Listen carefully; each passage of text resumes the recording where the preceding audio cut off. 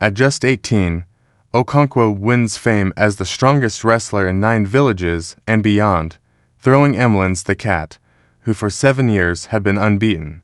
Okonkwo's fame continues to grow over the next decades as he takes several wives and has children, but he lacks patience and is easily provoked into aggression, using his fists when he can't get his words out quickly enough. He also quickly grows impatient with unsuccessful men like his father.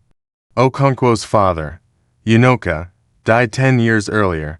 He was known for being lazy and irresponsible, owing all his neighbors money. Unoka loved music, playing the flute with the village musicians after harvest. He lived a carefree life as a young man, visiting different markets to play music and feast. However, as a grown man, Unoka was considered a failure, and his wife and children had barely enough to eat. Even though people laughed at him and swore never to lend him more money, Unoka always succeeded in borrowing more and piling up his debts. The narrator tells us of a day when Unoka's neighbor Okoi comes to visit, bringing his goat skin to sit on, and Unoka takes out a kola nut for his guest. Unoka and Okoi argue about who should break the kola nut, and then speak for some time about health, harvest, and war. The last subject makes Unoka uncomfortable because he dislikes war, and so he changes the subject to music. Finally, Okoi comes to the point of his visit. He wants to collect Unoka's debt of 200 cowries. Okoi approaches the subject in lengthy proverbs, which the narrator describes as the palm oil with which words are eaten, and when Unoka finally understands what Okoi wants, he bursts out laughing. Unoka points to chalk lines on his wall that represent his debts and settles the matter by saying that he will pay his big debts first.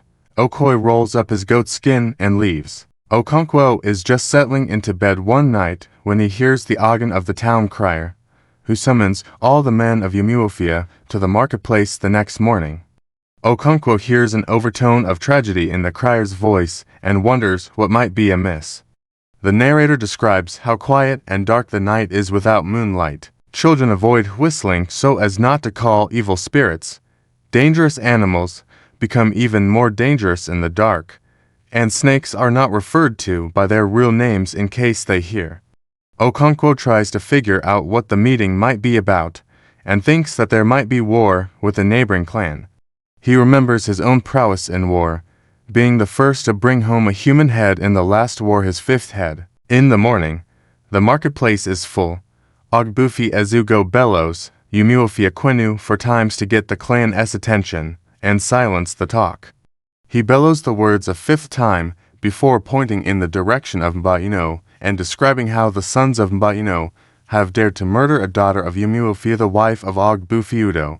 The crowd then begins to shout in anger. In the end, it is decided that Mbaino will either choose war or offer a young man and a virgin as compensation for their crime. Umuofia's neighbors fear it as a powerful clan and try to avoid going to war with the Umuofia. The Umuofia, for their part, only go to war when their oracle accepts it. When Okonkwo arrives at Mbaino as the emissary of war, he is treated with respect, returning 2 days later to Umuofia with a 15-year-old boy and a virgin. The boy's name is Ikemfuna, and the narrator reveals that Ikemfuna's sad story will continue to be told in Umuofia until the narrator's present day. The elders, or Ndichi, meet and decide that the girl should go to Ogbufiudo to replace his murdered wife. As for the boy, the clan decides that Okonkwo will look after him until the elders decide his fate. For the next 3 years, Ikemfuna lives in Okonkwo's household. Okonkwo rules his household with a heavy hand and short temper, instilling fear in his wives and children. The narrator suggests that this might not indicate that Okonkwo, a cruel man at heart, but Okonkwo's whole life is dominated by the fear of failure and of weakness. Okonkwo still remembers a time when a playmate told him that his father was Ogbala, and Okonkwo came to know that Ogbala was not only another name for a woman, but also the name for a man with no titles. Since then, Okonkwo vowed to hate everything that his father Unoka had loved, including gentleness and idleness. During planting season, Okonkwo works long daily hours on his farm and rarely feels fatigue.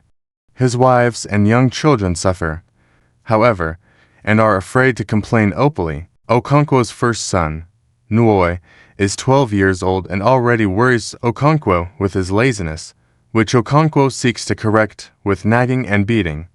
Okonkwo's wealth is clearly visible in his household. He has his own hut, or obi, and behind the obi, each of his 3 wives has a hut. He also owns a barn with long stacks of yams standing inside, a shed for goats, and a medicine house, or shrine, where he keeps the wooden symbols of his personal god and ancestral spirits. When Ikemefuna joins Okonkwo's household, Okonkwo hands him over to his most senior wife, who asks if he'll be staying long. Okonkwo, who doesn't have an answer, tells her to do as she's told, so she takes him in with no further questions. Ikemefuna, still unaware that his father had a hand in killing one of the daughters of Umuofia, is terribly afraid and doesn't understand what's going on. He only knows that he has been taken away from his mother and that he traveled to Umuofia with another girl, who he never sees again. Okonkwo did not inherit a barn from his father. Since Unoka had no barn to pass on, there is a story in Umuofia of how Unoka went to consult the oracle of the hills and the caves to find out why he always had a miserable harvest. As Unoka began to describe the situation to the priestess, she interrupted to tell him that he had offended neither the gods nor his fathers, but that he was known for being lazy and weak. "Go home and work like a man," she concluded. Unoka is described as an ill-fated man with a bad chi or personal god. He died of swelling in his stomach and limbs, which is an abomination to the earth goddess and prevented him from having a proper burial. He was instead carried to the evil forest and left to die. When they carried him away, he brought his flute with him. Okonkwo did not inherit a barn, title, or wife from his father, but in spite of these disadvantages, he began to sow the seeds for a successful future even during his father's lifetime. He threw himself into work, out of fear of his father's pitiful life and shameful death.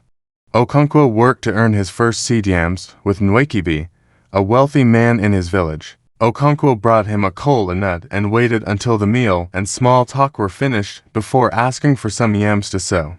Nwekibi granted him 800 yams, a more generous offer than Okonkwo had thought he would receive, and Okonkwo left feeling happy.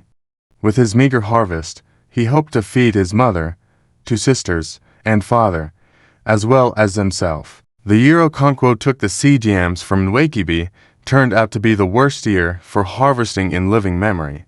Flooding and drought killed most of his yams, despite Okonkwo's best efforts. One man hanged himself because of the year's terrible harvest. Okonkwo later says that since he survived that awful year, he'll survive anything. People are struck by Okonkwo's roughness in dealing with less successful men. An old man uses the following proverb to describe him: "Looking at a king's mouth, one would think he never sucked at his mother's breast." A week earlier, a man with no titles contradicted Okonkwo at a meeting, and Okonkwo responded that the meeting was for men. Everyone took sides with the other man, and Okonkwo apologized before the meeting continued. Okonkwo struggled against poverty and misfortune, earning success at an early age as the greatest wrestler in the land. The narrator asserts that this wasn't luck. At most, one could say that Okonkwo's personal god or chi was good, but the Igbo proverb says that when a man says yes, his chi says yes also. The clan chooses Okonkwo to carry a message of war to the Marino, unless they agree to give up a young man and a virgin to make up for the murder of Udo's wife.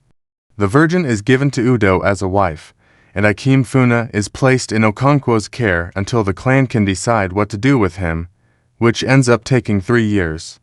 Ikemefuna is afraid at first, even though Nwoi's mother treats him kindly. When Okonkwo hears that Ikemefuna is refusing to eat, he stands over Ikemefuna with a big stick while he eats. Ikemefuna becomes sick for 3 weeks, but when he recovers, he's no longer afraid or sad.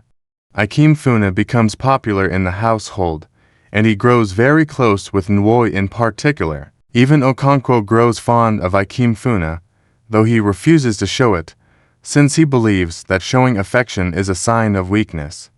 However, he lets Ikemefuna accompany him to big village meetings or ancestral feasts, and Ikemefuna calls him father. Ikemefuna came to the household only a few days before the week of peace, during which no work is done and no violence is tolerated in anticipation of the planting season.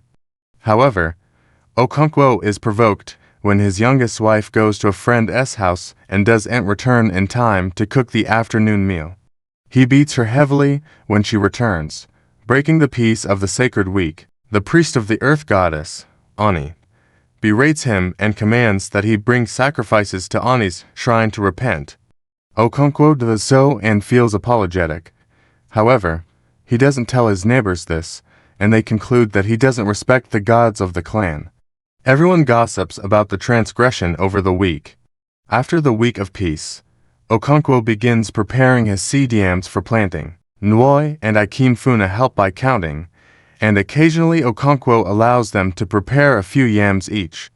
However, he always finds fault in their efforts and berates them, even though he knows they're too young to fully grasp the art of preparing seed yams. Still, because yams are a measure of manliness and ability, Okonkwo wants his son to start early. The planting of yams, the king of crops, begins, and is very labor-intensive. The men plant them, and then as the rain grows heavier, women plant other crops between the yam mounds: maize, melons, and beans. As the rain increases even more, and the village rainmaker no longer claims to be able to intervene without danger to his health, children sit inside and listen to stories. The heavy rain season brings a brief period of rest between planting and harvest. Ikemefuna feels like a member of the family, telling his own folktales from the Mbaino. He and Nwoi have become very close. Nwoi looks back on this period fondly. As the rain lightens and children go out to play, they sing a song about someone named Nadi cooking and eating alone as the rain is falling. Nwoi wonders why Nadi should live by himself and concludes that he belongs in the land of Ikemefuna's favorite folktale. The Feast of the New Yam, during which Umuofia celebrates the earth goddess, Ani, approaches. Everyone in the clan looks forward to the festival, since it heralds a season of plenty. But Okonkwo can never match this enthusiasm for feasting. He prefers working on his farm. His wives and children, however, are excited with the preparations, cleaning and decorating, and Ikemefuna in particular is excited to experience the feast. Okonkwo finds an outlet for his anger, accusing his second wife of killing the banana tree even though she only cut a few leaves off to wrap food. He beats her, leaving her and her daughter weeping. Okonkwo then decides to go hunting with a rusty gun, even though he's never killed anything with his gun, which prompts his second wife to murmur about guns that never shoot. Okonkwo hears this and shoots his loaded gun at his wife, who scrambles away. He misses and goes off to hunt. The New Yam Festival is celebrated with joy, with in-laws arriving from different villages on the first day, before heading home after feasting. The second day brings the greatest wrestling match between Okonkwo's village and its neighbors, and Okonkwo's second wife Ekwefi is most excited by the wrestling. Many years ago, she had been the village beauty, and Okonkwo had won her heart by throwing the cat. She married someone else because Okonkwo was supposed to pay her bride price, but she ran away to live with Okonkwo a few years later. On the morning of the second day of the festival, Ekwefi and her only daughter Izinma talk as she prepares a fowl to eat. Izinma asks many questions, calling her mother by her first name and wondering why the pot doesn't burn Ekwefi even though she handles it with bare hands. Nwoi's mother calls and asks Izinma to bring her live coals, which Izinma stokes into a live flame. The drums begin beating to signal the wrestling match, and as Ekwefi prepares the meal, she hears Nwoi's sister weeping. Ikemefuna and the first wife's children file in with dinner pots, but Nwoi's sister comes empty-handed. She had been showing off to the other children when she broke her pot, but she makes up a sad story to tell her mother. When her brothers are about to tell on her, Ikemefuna silences them with a look. Izinma brings Okonkwo a bowl of the pottage Ekwafi prepared and waits as he finishes his first wife's bowl. Her father is stern with her, berating her to sit like a woman and telling her she has little sense. But inwardly, he has a soft spot for Izinma, who looks very much like her mother. Okonkwo's idea of masculinity again keeps him from expressing his affection. He cares for Izinma, but treats her sternly, just as he treats the other members of his household. The whole village attends the wrestling match. The initial matches begin with younger boys 15 or 16, and these matches are generally, it has to set the scene. But Obirika's son Maduka wins some fame by finishing his match extremely quickly. During a break in the wrestling, Ekwafi speaks with Kilo, the priestess of the Oracle of the Hills and the Caves. Kilo calls Izinma my daughter, and asks about the girl's health. She tells Ekwafi that she thinks Izinma will stay or live since children usually do and die after the age of 6. The drumming begins again after the break, and two wrestling teams face off. The last match is between the leaders of the teams, and the year before, neither had thrown the other, and the judges had decided they were evenly matched. As the two leaders, Ikezu and Okafu, struggle, it looks like they will be evenly matched again this year until Ikezu grows desperate and makes a mistake, and Okafu wins the match. Everyone carries him off, singing a song celebrating the strength and fighting prowess of Okafu. Ikemefuna has spent 3 years in Okonkwo's household, becoming a part of his new family. He is especially close to Nwoi, who begins to enjoy performing more masculine tasks around the house, pleasing his father. Okonkwo realizes that this is due to Ikemefuna's influence, and he encourages the boys to sit with him in his obi as he tells war stories. Nwoi inwardly prefers his mother's folktales, but he pretends to disdain women's stories in order to please Okonkwo. Ikemefuna not only has fit into the family, he has a kind of healing effect between Nwoi and Okonkwo. Okonkwo now tries to teach the boys about how to be men by telling them about war and activity in which strength and aggression is key. While Nwoi prefers more peaceful feminine stories, his attachment to Ikemefuna and father inspire him to hide this fact. The locusts arrive in Umuofia. They come once in a generation, and their arrival is celebrated as a new source of food. They arrive in the cold season after the harvest, as Okonkwo and the boys are working on the outer walls of the compound. They come in a small swarm at first, but then they descend and settle in on all the outer surfaces of the compound. As Okonkwo and the boys are enjoying their feast of locusts, Ogbufi Azudu arrives to speak with Okonkwo, informing him that the clan has decided to kill Ikemefuna. Azudu advises him not to participate in the killing, since Ikemefuna calls him father. A group of elders arrive at Okonkwo's house early the next morning to discuss Ikemefuna's fate. After they leave, Okonkwo calls Ikemefuna to tell him that he'll be taken home the next day. Nwoi bursts into tears upon hearing the news, and Okonkwo beats him heavily. The rest of the household intuits the truth, and even Ikemefuna feels that he will not really be going home. Again, others come in to discuss Ikemefuna's fate. He has no say in what will happen to him. Okonkwo's beating of Nwoi seems like it is an example of Okonkwo trying to look strong even the next day. The party sets out with Ikemefuna and Okonkwo, who disregards Azudu's advice. Ikemefuna is reassured by Okonkwo's presence, feeling that Okonkwo truly is his father. He imagines what it will be like to see his mother and sister again, and worries that his mother might be dead now.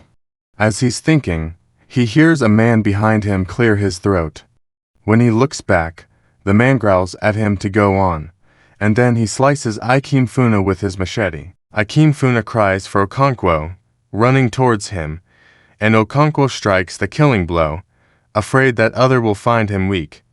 When Okonkwo walks into the house at night, Nwoi knows that Ikemefuna has been killed, and he feels something give way inside him the same way he felt when he came across a set of twins left to die in the forest during the last harvest season. Okonkwo does not eat for 2 days, drinking only palm wine instead.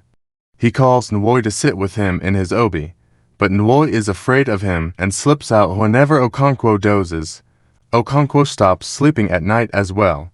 On the third day, he asks Ekwefi to roast plantains for him, and Ezinma delivers the dish, telling him to finish it, since he hasn't eaten in 2 days. Okonkwo eats and thinks repeatedly that Ezinma should have been a boy. Okonkwo wishes for work to distract him, but this is the season of rest between the harvest and the next planting season.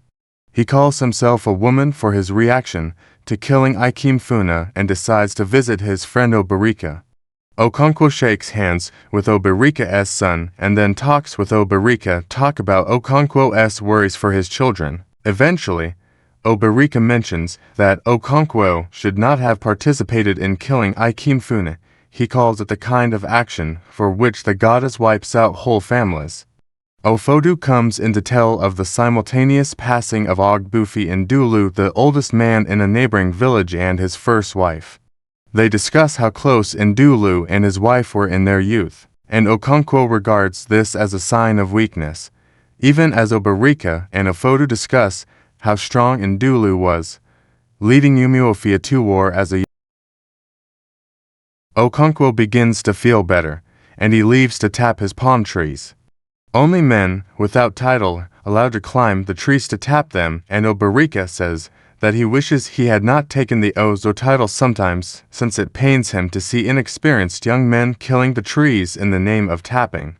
Okonkwo defends this as the law of the land, however, and says it is good that their clan holds the Ozo title in high esteem. Okonkwo acknowledges that it's a shame to kill palms, but the value of titles are very important to him, and he's willing to defend the law in order to maintain his status. Okonkwo is unwilling to think critically about any of his clan's traditions, unlike Oberika. Okonkwo returns to Oberika's hut later. When Oberika's daughter's suitor arrives with his relatives, they survey his daughter's body before drinking palm wine and eating. After the pot is emptied, the suitor's family and Oberika work out his daughter's bride price by passing broomsticks back and forth. After they settle on a bride price of 20 bags of cowries, they criticize the bride pricing customs of other clans. They discuss other cultures that seem strange to them, and Oberika mentions the story of white men who have no toes. One of the others makes a joke, saying that he's seen such a white man, a leper named Amadi. Okonkwo begins to sleep well again after 3 nights, but then Ekwefi wakes him in the morning by banging on his door. She says that Ezinma is dying, and Okonkwo rushes to Ekwefi's hut. He begins preparing a medicine of leaves and grasses and barks, while Ekwefi kneels beside Ezinma, measuring her fever. Ekwefi and Ezinma have a very close relationship that encompasses the companionship of equals in some ways, in addition to the mother-daughter bond. Her daughter calls her by her first name, and she sneaks Ezinma delicacies such as eggs. Ekwefi's 9 previous children died in infancy, and a medicine man said that each child was in fact the same Ogbanj, one of the wicked children who died and entered their mother's wombs to be born again. By the time Ezinma was born, Ekwefi had lost hope, but when Ezinma lived past the age of 6, she became determined to nurse her child to health. A year ago, a medicine man had also dug up Ezinma's Iyua, a smooth pebble that held her connection to the world of Ogbanj, giving Ekwefi further hope. However, with this new fever, Ekwefi begins to worrying again. Okonkwo returns with ingredients, and he and Ekwefi prepare the medicine. Once the medicine is ready, he forces Ezinma to sit under a blanket with a steaming pot. She struggles, but is held down, and when at least the blanket is removed, she falls asleep on a dry mat. Large crowds gather around the ILO, or the village playground, as soon as the sun's heat starts to soften. The ceremony is for men, but women look on from the fringe of the crowd. The ceremony turns out to be a trial between one group, consisting of a woman, Mgbafo, and her brothers, and another group made up of Mgbafo's husband, Azoulu, and his family. The gong sounds and the 9 Egwugwu run out of the house. The 9 Egwugwu represent the 9 villages of Umuofia, and their leader is called Evil Forest. The narrator points out that one of the Egwugwu has the springy walk of Okonkwo, but if anybody notices, they keep this fact to themselves. The trial begins with a ritual introduction, during which Evil Forest questions Azulu. He says that Mgbafo is his wife, and that his in-laws came to his house, beat him up, and took his wife and children away one day. Oduku, Mgbafo's brother, concedes that he took the wife and children away, but he explains that it is because Azulu brutally beat his wife every day, even causing a miscarriage and almost killing her once. Azulu's neighbors are called as witnesses, and they agree that he beat his wife. The Egwugwu decide that Azulu should bring an offering of palm wine to his in-laws and beg for his wife to return, and that the in-laws should let Mgbafo go if Azulu brings the wine, ending this case. As the chapter closes, another trial over land begins. One moonless night, Izinma and Ekwefi sit in their hut telling stories. Ekwefi tells the story of a clever tortoise who tricks the birds into helping him get a feast in the sky. He tricks them by convincing them to take on different names, while he takes on the name all of you. When he asks the people of the sky for whom they have prepared the feast, they say they've prepared it for all of you, and as a result, the tortoise eats his fill before any of the birds can. In their anger, the birds tell the tortoise's wife to put out all the hard things in the house to break the tortoise's fall, which ends up shattering his shell, resulting in its broken appearance. Izinma complains that there is no song in the story, and she begins her turn to tell. Suddenly, a high-pitched voice breaks off her storytelling, and Kilo arrives. She says that the god Ogbala wants to see Izinma in his house in the hills and the caves.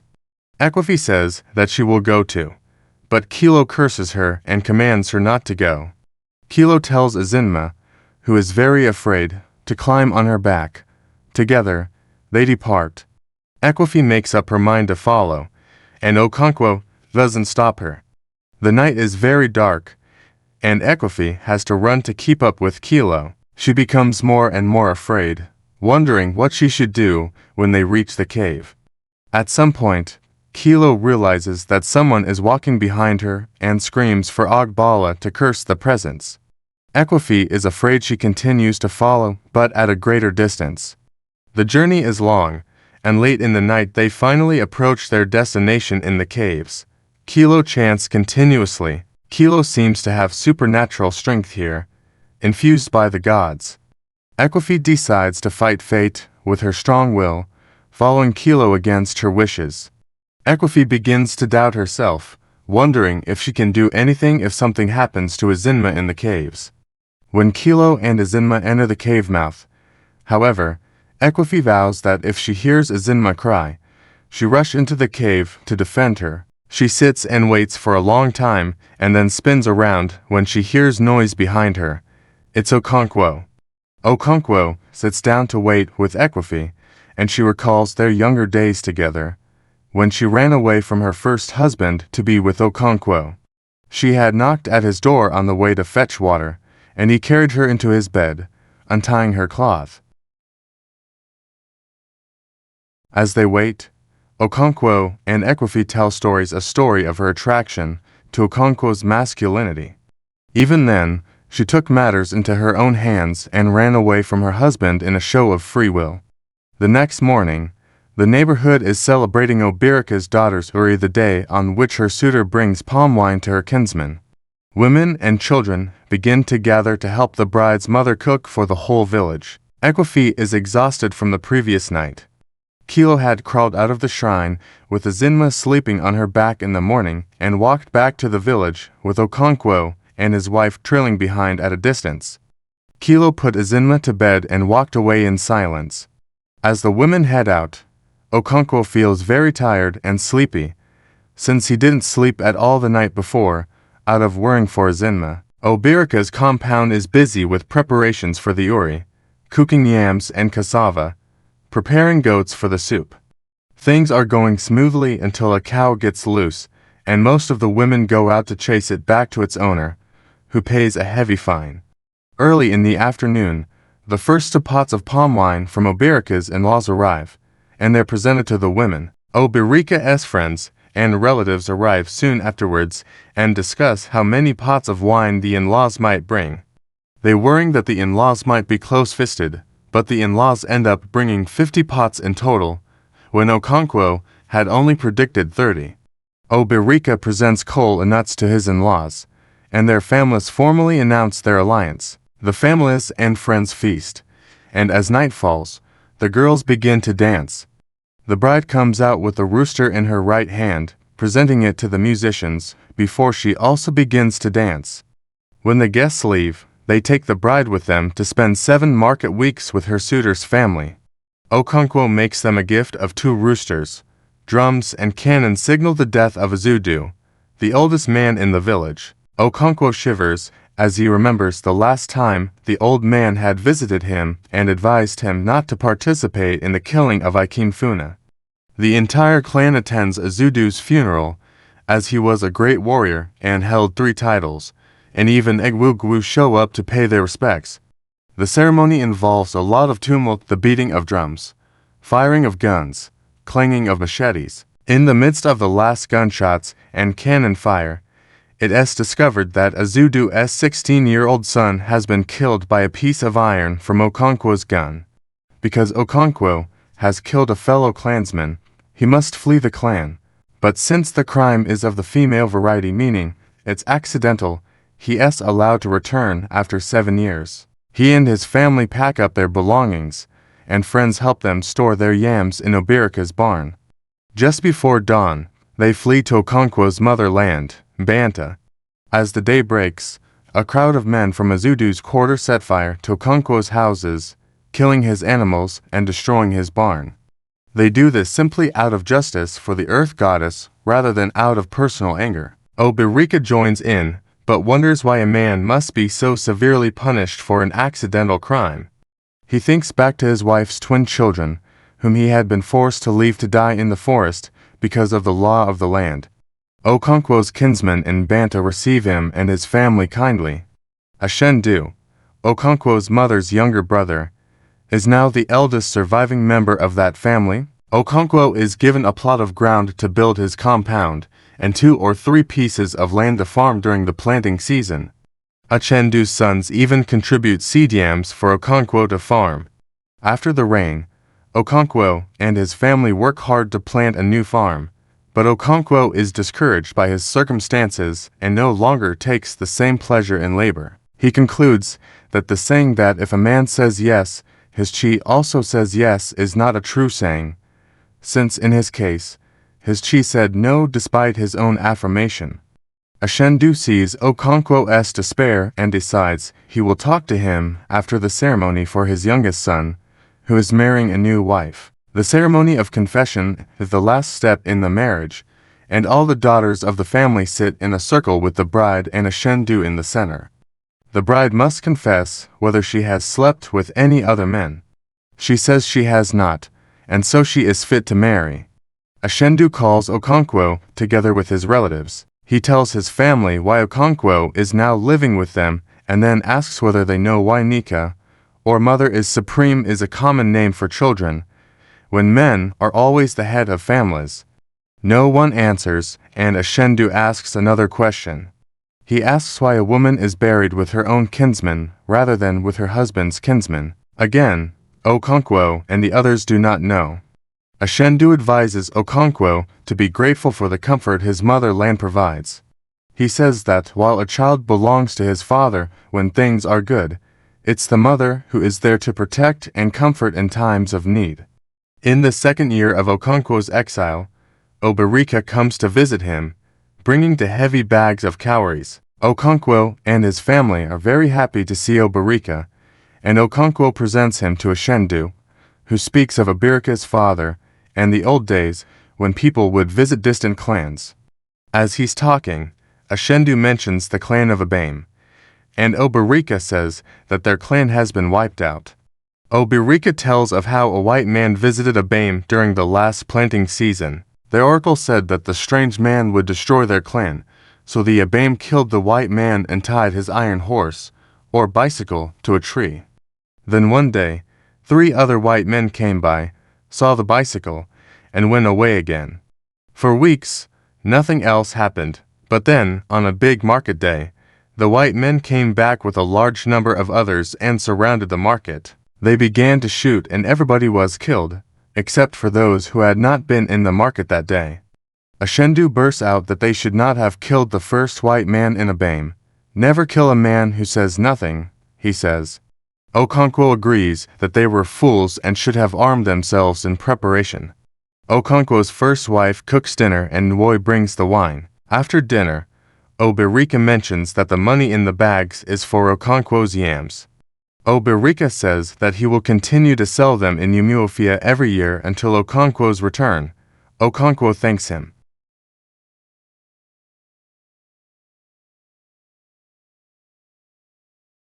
Two years later, Obirika returns to Mbanta to visit Okonkwo, this time with news that the white missionaries have come to Umuofia. Furthermore, he reports that Okonkwo's eldest son, Nwoi, is among them, which is why Obirika has come to see Okonkwo. Okonkwo refuses to discuss Nwoi, so it is only from Nwoi's mother that Obirika hears what happened. The missionaries arrived some time earlier in Mbanta, causing a stir. Although everyone came to see the white men, most clansmen didn't take them very seriously. The villagers made fun of the translator, whose dialect of Igbo makes him sound like he is saying my buttocks instead of myself. However, Nwoi was captivated by the hymn he heard about brothers who sat in darkness and in fear.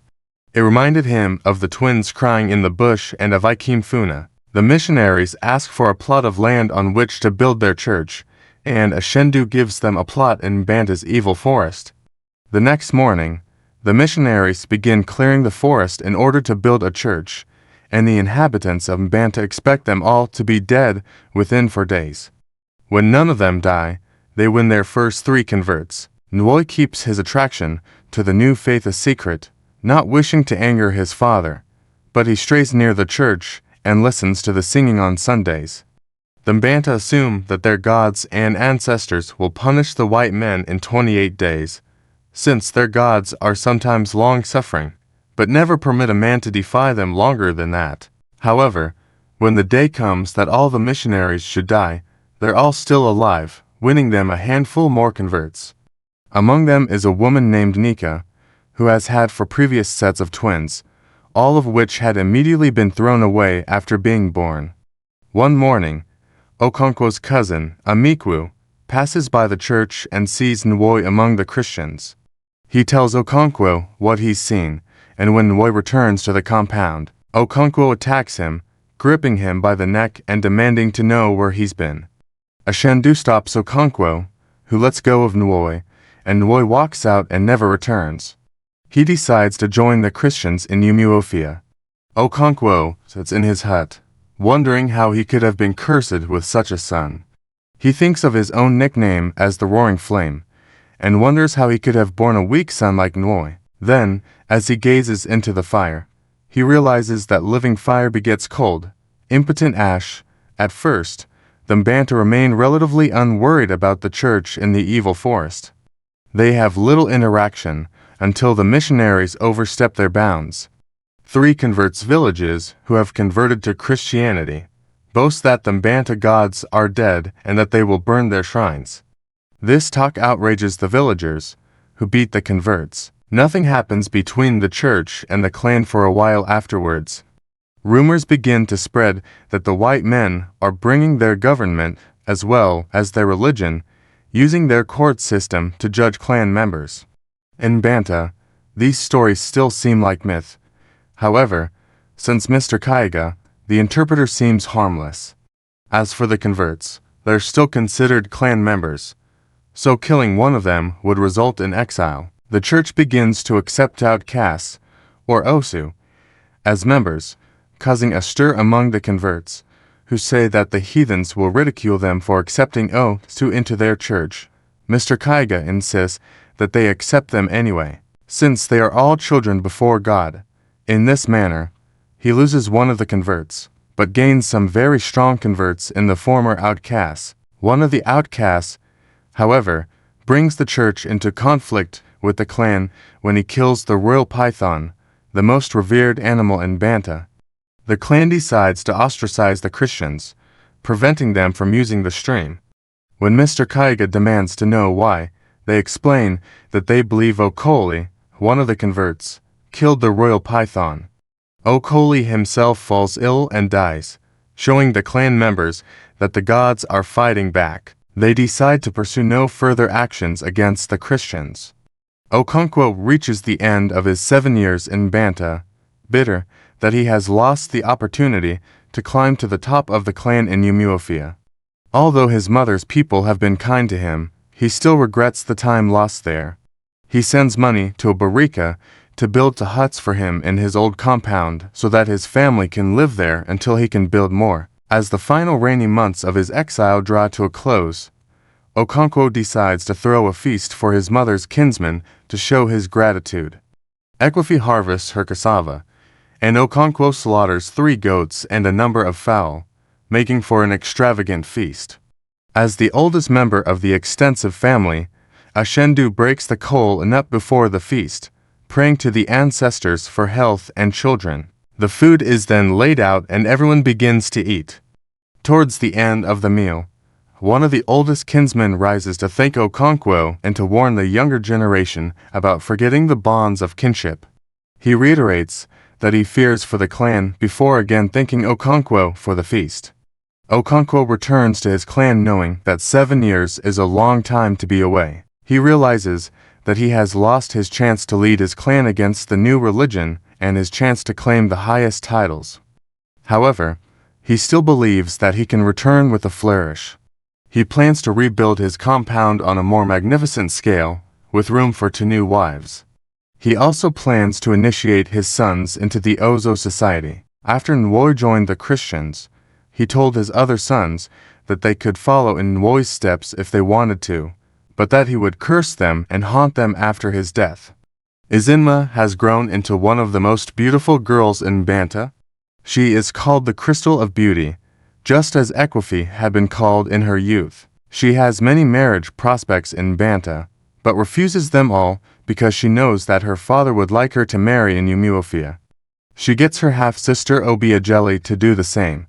Okonkwo continues to wish that Izinma were a boy, since she understands him best out of all his children. He hopes that his daughters will also attract considerable attention in Umuofia. In the 7 years of Okonkwo's exile, the church has grown to influence more of Umuofia's culture. More clan members have converted, including some men of title. The white men have also built a court where a district commissioner judges cases, and messengers called Kotma guard the prison. The messengers are especially hated for being arrogant and foreign, and they earn a nickname of ashy buttocks because of the ash-colored shorts of their uniform. Upon hearing these things, Okonkwo wonders why the clan does not fight back and expel the white men. Obirika replies that is it already too late and that many of their own men and sons have joined the Christians. He mentions a case where the white men hanged Anito over a land dispute, when in Umuofia's justice system, he would have been exiled instead. Obirika says that there is no way for the white man to understand Umuofia customs when he doesn't even speak the same language. Many people in Umuofia do not feel as strongly as Okonkwo does about getting rid of the white men.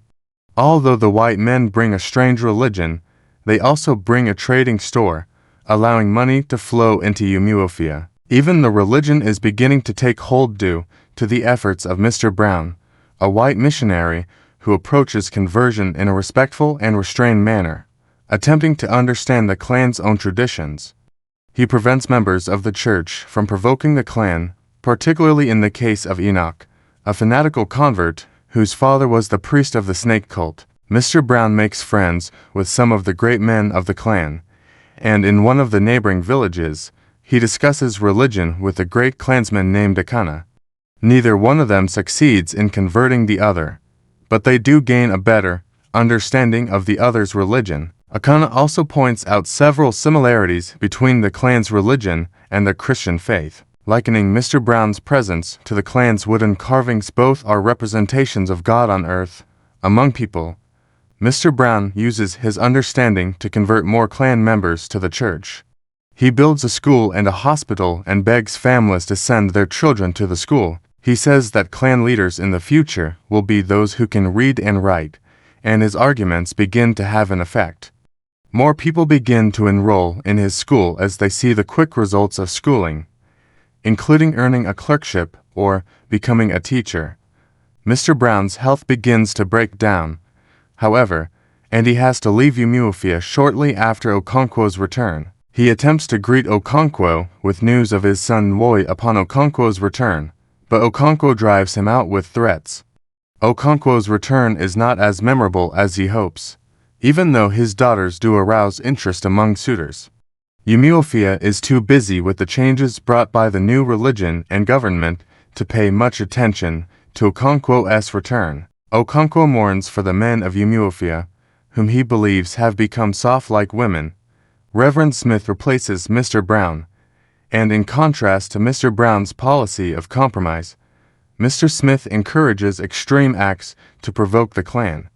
He criticizes Mr. Brown's methods, thinking that Mr. Brown sought nothing but numbers as opposed to true powerful Christian faith in his conversions. Reverend Smith encourages overzealous converts like Enoch, leading Enoch to enrage the clan during an annual ceremony in honor of the earth deity. As the Egwugwu begin to retire during the ceremony, Enoch boasts that they wouldn't dare touch a Christian. When the Egwugwu come back to prove him wrong, he tears the mask off of one of the Egwugwu. That night, the mother of the spirits walks the length of the clan, weeping and wailing. The masked Egwugwu assemble in the marketplace the next day before heading for Enoch's compound.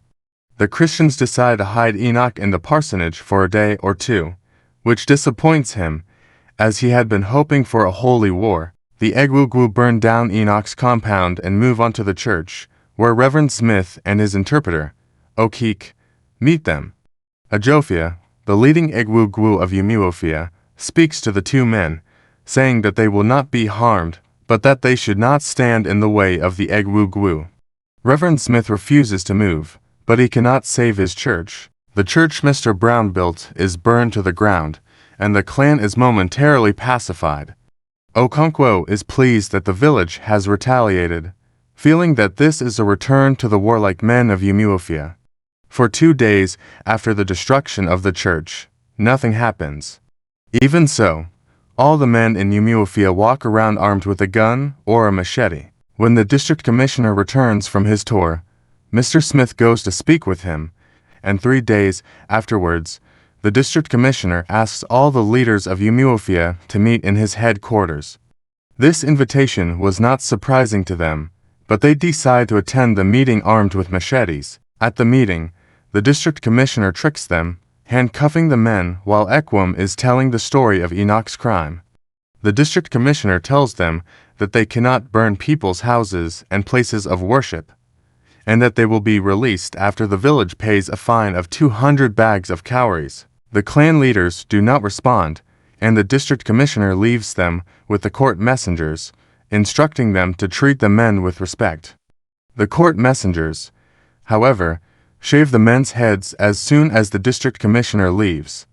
The court messengers do not allow the clan leaders to leave when they need to urinate, and starve them for 3 days. On the 3rd day, Okonkwo angrily says that they should have killed the white man, and he's overheard by a court messenger who rushes in to beat the men with a stick.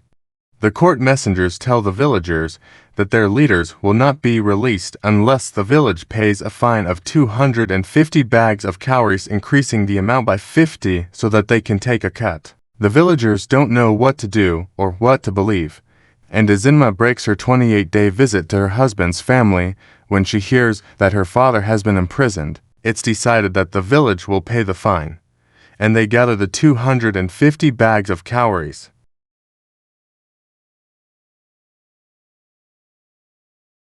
Okonkwo and the other leaders are set free once the fine is paid, but they leave in brooding silence, not speaking to any of the clansmen they pass.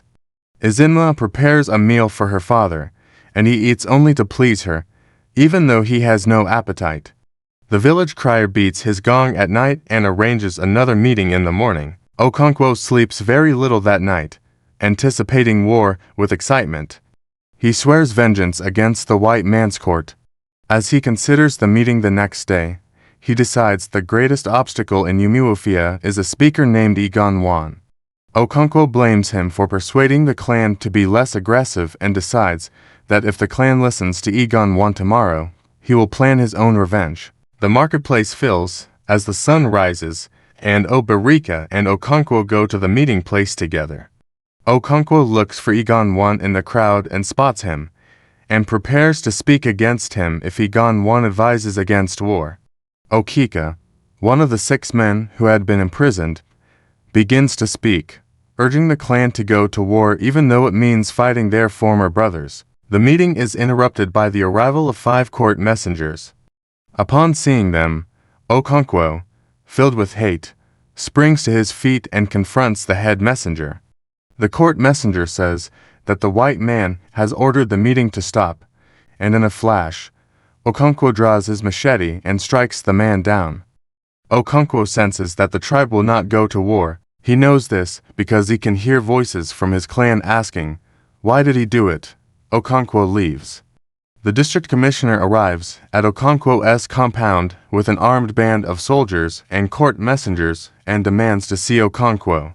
Oberika says that Okonkwo is not there, and the district commissioner grows angry, threatening to lock them all up unless they produce Okonkwo. The clansmen present discuss, and then Oberika tells the commissioner that they will show him where Okonkwo is and that perhaps the commissioner can help them. The commissioner is confused by this statement and thinks to himself that one of the most infuriating habits of these people was their love of superfluous words. Oberika leads the way with 5 or 6 others, and the commissioner follows along with his men. They're led to a tree behind Okonkwo's compound where they find Okonkwo's body dangling. Oberika suggests that perhaps the commissioner's men can help bring his body down and bury him, since it is against Umuofia custom to bury a man who has taken his own life. Only strangers may touch the body of someone who has committed suicide. The district commissioner takes interest in this custom. The commissioner orders his chief messenger to take down the body and to bring all the men to court. He walks away, taking a few soldiers with him, and thinks about all he has learned in the years he spent in Africa. He thinks about the book he plans to write on his experiences, and muses that this suicide would make a good chapter. He's already decided on a title for the book as well, calling it The Pacification of the Primitive Tribes of the Lower Niger.